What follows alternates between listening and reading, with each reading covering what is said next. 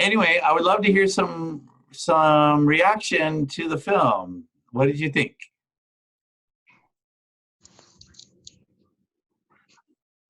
All right, did anybody actually watch it? I I did. It watched was it. actually like shockingly long. Like the video, I thought it was the trailer because I saw the 3 and I assumed it meant 3 minutes, but it was in fact 3 hours. No, no, no. It's long. It's long. Yeah. I actually thought it was pretty interesting for it being like set for TV. Like I thought they did a really good job. It was weird to see like a whale like villainized. Like I know it's like it's not like literally a whale. Um the point of it, but it was weird just cuz like I think we see them as like kind of like majestic. And like the fact that it was like so violent and he wanted to kill it so badly in revenge. Well, one, it's shocking that it would only take his leg off if it were to attack him. But you know, Literally in his mouth, and all he got was a leg. yeah. Right. Mhm. That's true. I never thought of that before. So, I was surprised that it held my attention for almost the entire movie. I mean, I would check my phone like here and there, but I thought it was going to be really slow and boring. But for some reason, I was really invested, and I really liked it. mhm. Yeah, it's so. It Um, brought, hello.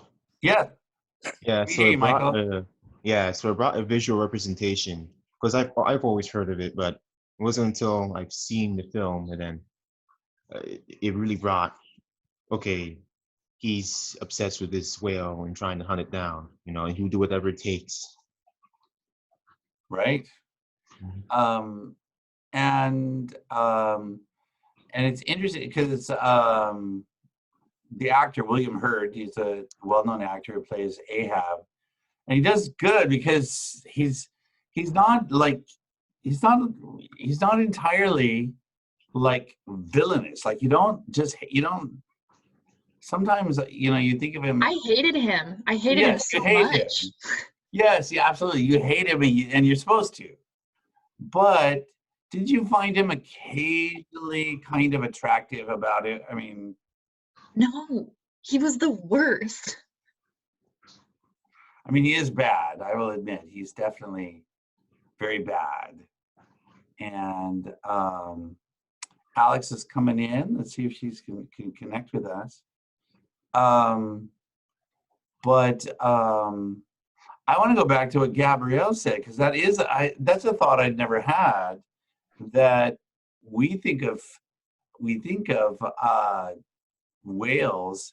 They're these gentle giants. They're beautiful, and the thought of even obviously the thought of hunting them is vile to us, but the thought of a whale being a kind of villain, although I'm not sure that the whale is a villain as much as Ahab is a villain. The whale, in some ways, I think is just reacting to what's going on around him, which is he's being hunted. Um, but but I hadn't thought of that before because that changes how we read the text. And most whales aren't even aggressive at all, except sperm whales can be occasionally, nowhere near like that. I suppose the only other thing that might be close to that, but it's not really a whale, it's more a dolphin, would be like the killer whales or an orca. It's more like a dolphin. And those actually can be quite aggressive and very intelligent. Um, but other thoughts? Anyone else? Alex, did you have any thoughts at all about the film? I don't know if you saw the film, Moby Dick.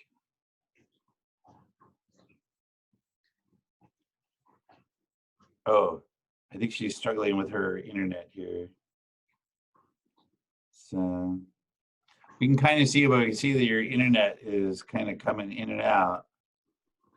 How about Ishmael? What is his role in this? Is he um, is he really just kind of an innocent bystander through whose eyes we're seeing the story, or is he in any way actually a genuine character? It's kind of like the rookie in the whole how do I call those people? All the shipmates there. Mhm. He's kind of like the young guy that comes onto the scene. Right. They all certainly are more experienced than he is. They certainly are more hardened than he is. Yeah, I felt like he was a genuine character just because they kind of set him up in the beginning to be like endearing. Like the first scene is literally him saving like a slave boy and like bringing him away from like the master or whatever. So I think he was meant to be a very genuine character that Mhm. you would like to be narrating your story. And like a genuine character, I think he changes. I think he's very different at the end of the story than he is at the beginning of the story. I think he kind of showed how like innocence and a desire for adventure can be misguided if it's in the wrong hands. Excellent, excellent. And then there are several other key characters that I think are super relevant to the story. One, of course, would be Starbuck, who is like the first mate. What do you take about it with him? Because I mean, certainly Ahab's the villain, but is he like a willing accomplice, or is he? He seems like he's trying to be rational. What do you think of him? Well, he's definitely, I don't think he's a willing accomplice. I mean, he kind of like fights Ahab every step of the way, whether, I mean, it's like actual, I'm not going to do this, or like, hey, we shouldn't do this, but he's never like fully in his heart on board with what Ahab is doing. Right. And of course, to be to go against your captain is really is a hanging offense. So I think Starbuck really was the only one that had all of the crew's intentions at heart. He right. should have been I the think captain. I actually think he's a good guy. Yeah. And I think Ishmael is a good guy too, but he's kind of an innocent guy, kind of watching and growing. But Starbuck is absolutely a good guy, I think, and he's trying very hard to make the most of what he's aware is a very bad situation. One of the things that I had commented on that I had not thought of before is how spectacularly diverse the crew is, and not just racially, but idea-wise. I mean, this is like a really diverse group of people on this ship. They're very different in about every way you could be, and yet all working together. And I don't think that's irrelevant to Melville. I thought it was really cool how there were some racial tensions, but it was like the ship was a place of freedom for everyone. I really liked that theme that these people were all called together to be together, and once you're on the ship, you're all equals. And I think especially for that time, like that's a pretty big statement. Right? This is 1852. So, I mean, this is a decade before the Civil War. Now, Melville was very adamantly against slavery. There's been a lot of debate as to his views on race, but I think that that's unfair because I don't know. I always think it's unfair to apply a 21st century view of the world onto a middle of the 19th century man. For his time, he's actually incredibly ahead of his time. As is his friend Nathaniel Hawthorne. But this isn't to say that we would view them today in that same way, hospitably. I think it's also relevant how Ishmael makes friends and becomes really close friends with Queequeg. I think that this is important to the story, because I think that Melville intends for us right from the start, right from especially in the text when opens with that famous call me Ishmael, and we're meant to be him in some ways. I think he's hoping that we, the reader, or in this case, we, the viewer, are going to be him. We're going to approach this with the same sort of naivete, but he imagines us to have the same sort of big heart that Ishmael seems to have. One of the questions I asked, well, before we get to that one of the things that intrigues me, and I think this is relevant to the story so much, and that is the crew is not on Ahab's side. I mean, they're on the ship, they're working hard, but they're either frightened of him, they get frustrated with him. They've gotten on board because they've got a job to do, and they want to get the job done and get home, and that's to go whaling. And Ahab even gets to the point where he abandons the purpose of the ship. Ahab even gets to the point where he abandons all legitimate seafaring rules, where he is not helpful to what's the name of the ship that they come in contact with, and he doesn't help them because he's got his blinds on. By the time the story's over, though, there at the end, everybody is with him. What do you take from that? That, I mean, you have Ahab, who I'm just going to say he is a psychopath, or at least he's gone crazy. By the time the book is over, I feel like the whole crew has in some way bought into him, even if it's because they're angry at what's taking place in that last moment. How do you take that? Is that realistic? Is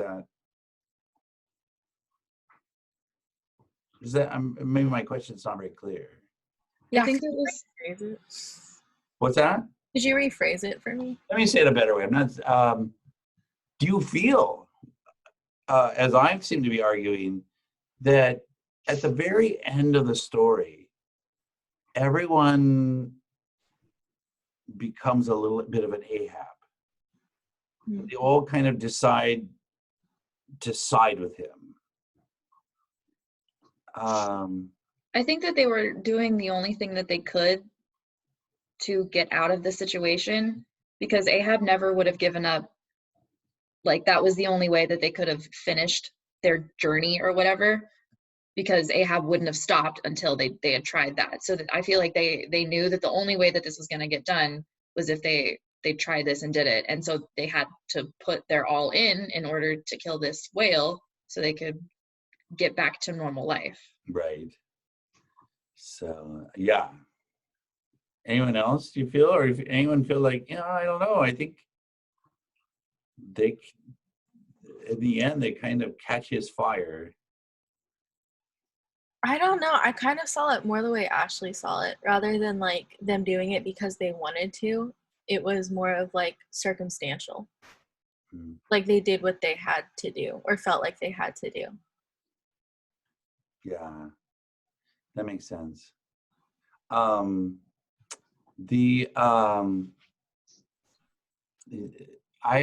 It's one of the interesting mysteries to me, because I actually think it's possible for both things to be true, that they're not Ahab. I don't think there's ever a point where they become him, but there is a point where they decide, all right, we're all in now. But you're right, it's not a maniacal thing like him. I don't know if any of you have ever seen a book. I read it several years ago. It was really interesting. It was called Ahab's Wife, because in the book, it makes references to the fact that he's married.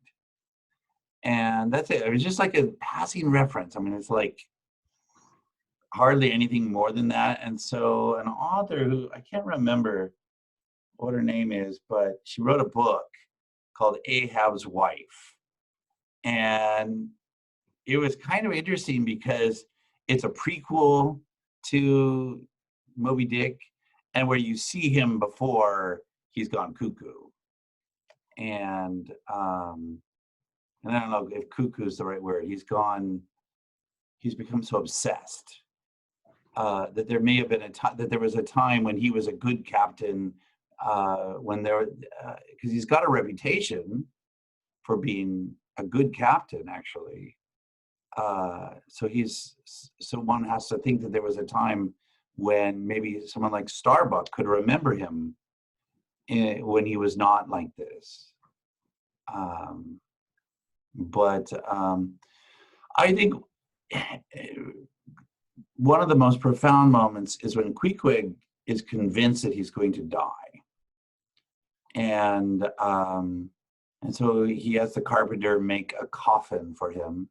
Coffin is relevant because it's going to be the thing that saves Ishmael. And if there's not some symbolism meant there, then I can't imagine what else it is.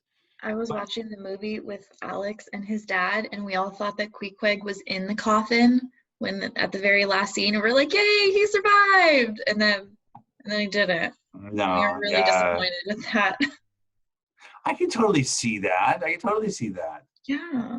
And that would have been a happier ending. Wouldn't it be better if at least if he lived? So it's kind of an interesting creepiness that the coffin saves him. What are we to take? There's a lot of debate, because one of the great things I love about Melville, that I'll give it to him, because there are a lot of things I don't, that I would still love to talk about, but is he's clearly meaning all these things to be symbolic, but he goes out of his way not to tell you what it means to symbolize, because people would ask him, well, what does that mean? What does this mean? And he has a kind of a cool sense, like when someone says, well, does it mean this? And he would answer yes. Or if someone else would say something else, does it mean that? Yes. So it's almost kind of a, whatever it means to you, then yeah, that's what I meant. So to take it that way, have that free, have that blank check. What is the point of Queequeg believing he's going to die, and his coffin ends up being the thing that saves Ishmael?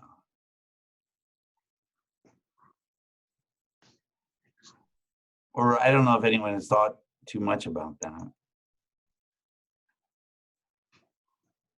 I didn't think about that. I was mainly focused on the whale, like itself, like what that represented, and I still don't get it. Mm-hmm. Like, I know it's kind of like it's the white whale of like, I know it symbolizes like something depthless. I don't know, but I did not think about the coffin. Well, let's come back to the coffin and let's talk about the whale then, because the whale is obviously, I don't think the whale is meant to represent a whale. It's meant to definitely represent something larger than that. So what do you take the whale to mean? In my opinion, it could be something like maybe like he was obsessed with it. So it could be an obsession that seems a bit far-fetched. Like it could mean that. Mm-hmm. Yeah, I mean, it's certainly, you could apply that symbolism to almost any sort of obsession that someone can have.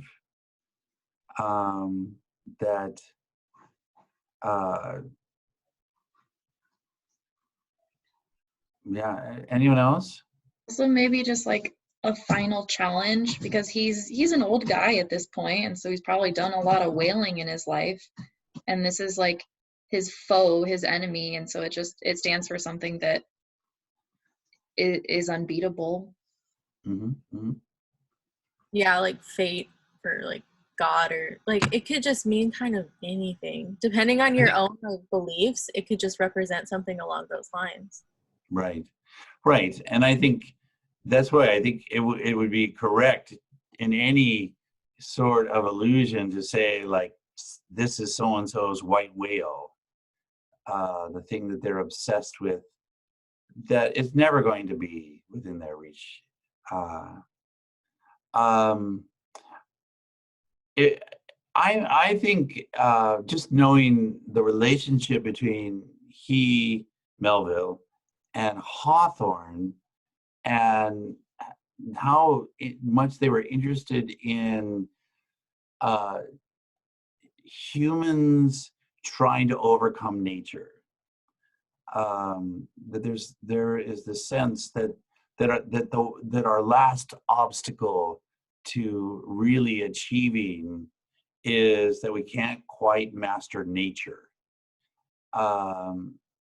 But that is the final thing that will ultimately be our undoing, is when we try to overcome nature. So in that sense, I think that it would be accurate to argue that the whale could be nature. Ahab can be industry, and industry trying to overcome nature, or we as humans trying to overcome nature, which is why I assigned that Hawthorne story. Next, I would like to talk about with In Cahoots with It, which is much shorter, but instead of a white whale being a tiny little birthmark on his wife's face. And one wonders why Ahab can't live in a world where that white whale is still alive. And that seems like madness to us, in the same way that in The Birthmark by Hawthorne, that Aylmer, who's a scientist, he is so troubled with the fact that his wife is perfectly beautiful in every way, but she has a little birthmark on her face, of which everyone looks at the birthmark as beautiful, but it's a blemish. And so he's going to try so hard to eliminate this little blemish caused by nature, and by trying to overcome nature, he will bring about tragedy. But I like that as a definition for the whale, because it certainly is appropriate for the time. In the 1850s, we're in the height of northern industrialism, and we're at the height of technology really beginning to ramp up, and a concern. We're on the brink of science fiction that's going to show up here very soon, which I think science fiction comes originally as a result of this concern about, have we taken science too far?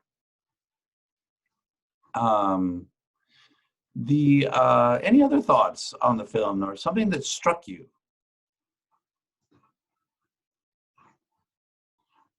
Are you gonna tell us what the coffin symbolizes? Thank you. I've thought about it, because I even went, and I should post it. Because I was hoping to sound really super profound. So I went to the databases, in the Union College Library, looking for different symbols. And again, they were arguing, this one article argued that in the same way that it was arguing that in the same way that Ahab is trying to master nature with the whale, that Queequeg has a flaw, and that is that he believes that he can explain the universe, if you will, with his divination, and that this represents, his own attempt at trying to master the universe. But he, so Melville had very ambivalent feelings about religion. And you get that feeling right from the beginning, where he's got a sermon, and the sermon is profound, but this is not meant to be some celebratory moment of religion. It's meant to be kind of an ominous feeling with the sermon. Melville felt that religion has the flaw of obsessing people with magical thinking. And so Queequeg, this article is arguing, is trying to control his universe with magical thinking. Magical thinking is the idea that if I do this, I'll achieve this. And suddenly, though, his bones that he's rolling tell him that it's time for him to die. And the fact that he is willing to passively accept that is almost like the opposite of Ahab. That he is, rather than fighting against nature, he is giving in to superstition and to religion, and that this ultimately, both extremes, they're arguing, and Melville would consider to be bad. One is the science overcomes all. The other is that religion is the answer. It's got to be somewhere in between. Does that make sense? Yeah, but how do you see that playing into how the coffin does save Ishmael? That is a great question. Other than on the demise, if you will, of this religious fantasy, is where Ishmael is going to find his survival. So it's got almost I don't want to say an anti-religious quality to it, but it does have a anti-superstition quality. And yet, ironically, that while the science and the industry lose, the religion kind of saves him. Yeah, I don't know if that's a satisfactory answer, but it makes sense. It's one of those things that makes more sense in my head than it does when I say it. I don't know if you ever have moments like that, where when in your head that makes so much sense, and then when you try to articulate it, it doesn't make as much sense.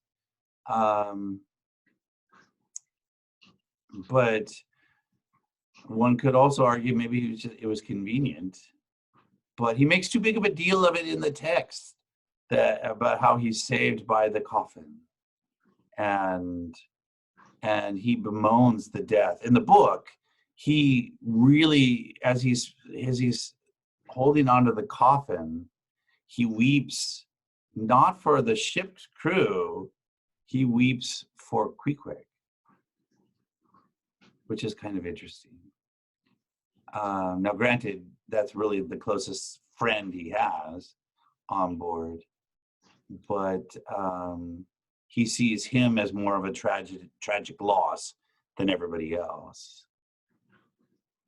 I don't know if you do. Would you agree with that? I mean, is Queequeg a more tragic loss to Ishmael than anyone else? Yeah, I'd say so. So, anyway, that would be something that would be worth thinking. I'm going to do some more exploration of that, because it's such a profound moment. The other profound moment that I think is relevant is the fact that it's with a gold piece that he really entices his crowd, his crew. And it's amazing. I don't think that's hiding anything. And that is, it's amazing how something a little shiny like money, wealth, that you can entice crowds into your own madness. But I love that moment. If some of you may have seen, there's an interesting moment of when they're in the storm, and there's a kind of lightning that they have in the storm, and that is really unique. And it's that kind of lightning is actually real. I'll be honest, I did not really understand what was going on. All right, so this is something that I feel like I think I could comment on, and that is, all right, so that kind of lightning is a real phenomenon that we almost never see on land. So it's the kind of thing that sailors would describe, and a lot of people thought they were just full of it. But Melville himself had sailed for many times, and for several years, and so he would have been familiar with that kind of lightning, which is surprisingly, it's not going to hurt you. But the sailors don't know that. And so the fact that Ahab uses that for a moment, it gives him it extends his godlikeness, that he seems almost to be in control of nature. He is himself a kind of force of nature. And other than that, I don't think that it's any more relevant than that, other than it's feeding into the notion of Ahab being one who is becoming a god over nature, but will ultimately that'll be his demise. I think that is Melva's biggest concern, is just that he feels that the great, and I don't think that this is an irrelevant idea even for a 21st century person, and that is the thought that we can overcome nature will be our own demise. The thought that we somehow have mastery over it, because I think much of industry, much of the waste that we have made of the earth, even, you could argue, is our belief that we can master nature. And like Melville, we could be very concerned that will be our demise. So anyway, I'm glad to see that everyone seemed to respond well to it. One of the question I asked, and I haven't had a chance to go to Moodle to see if you responded, but there seems to be this obsession among American literary critics in particular of trying to identify the great American novel. Like, what is the essential American novel? And I don't even know if that's possible. Some argue that it hasn't been written yet. And one that you hear the most is Huckleberry Finn. But the other one you often hear is Moby Dick. And by American novel, it's like the novel that seems to be present in some ways in so many of our stories. And so my question that I just kind of asked is, what about this story makes it so distinctly an American story, and perhaps even one of our central myths? Did anyone get a chance to respond to that? I have not gone to check that. Does anyone feel brave enough to respond to it? You don't have to. I'm not going to make you. I'll look I forward think to you just reading. said something about like it being focused on adventure turned wrong, which is like, that's just what I think of when I think of, well, I mean, not necessarily adventure, but like some either innocent or young or naive or some sort of happy little journey that turns into something horrible. Right. Doesn't that sound like I don't know, 80% of blockbuster movies and stories right there. And I think it's relevant to have Huckleberry Finn and Moby Dick as contending, because I mean I feel like most of the movies that we, especially like the big, the popular ones, not the artsy ones, but the big popular ones are either that, some sort of, you're going in, it's either for fun, or it's some sort of a quest, or it's some sort of an adventure, and everything goes wrong. They don't all usually die, but everything kind of goes awry. And then the other would be Huckleberry Finn, which is just the classic buddy story. Going down the river, going down the road, going down whatever, and having a series of adventures. But it is unique. I think everything from I heard once when I used to teach media, the textbook argued that the quintessential summer blockbuster movie was King Kong. The old King Kong, with the I don't know if any of you have ever seen that old King Kong where he's like hardly moving, weird, and it's pretty impressive for the time. But that's pretty much a lot of stories. It's like a big giant creature, and then you end up feeling some sympathy for the creature, and then you got to get rid of the creature. But King Kong is really just Moby Dick.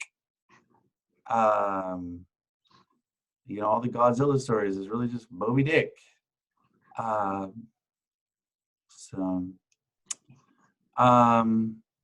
Anyway, our time has flown by.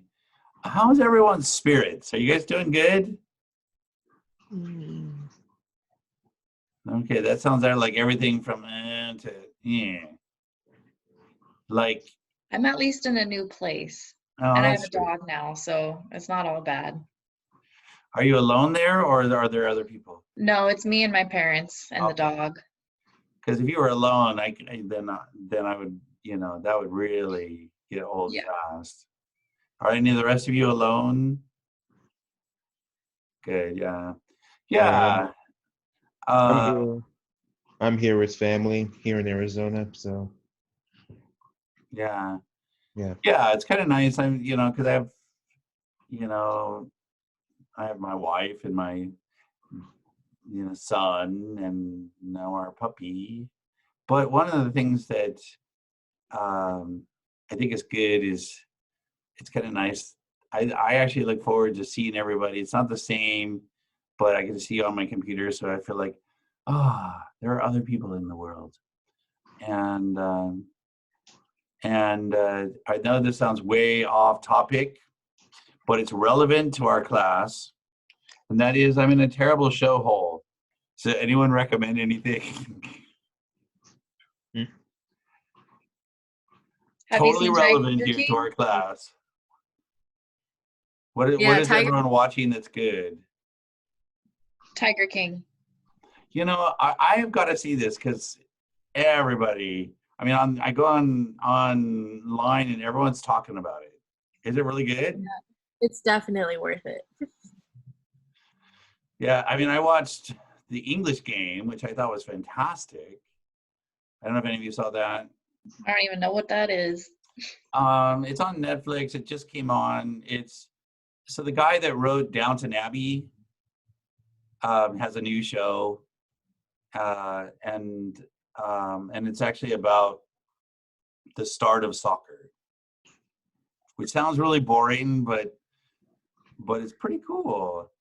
And I didn't know that soccer had originated, I mean, the rules as they are today in England. I didn't know that. And so anyway, it's interesting. If you like Downton Abbey, if you like that kind of period piece, but smart writing, it's good. I like it. So, all right. So here's what I'm gonna do. I'm gonna ask everyone to read The Birthmark. It's short. It will Read take which one? The Birthmark, and it's in your book. It's in this book, but you could get it online too. You could just type it up and type in the internet, and you'll find it, by Nathaniel Hawthorne. I mean, you could read it in probably 15 minutes. It's a sad story, so we're going to follow a sad story by another sad story. And Nathaniel Hawthorne and Herman Melville were really good friends, very competitive with each other. And I feel like their themes are the same. They both are concerned with science and people's ambition being too much for nature or going too far.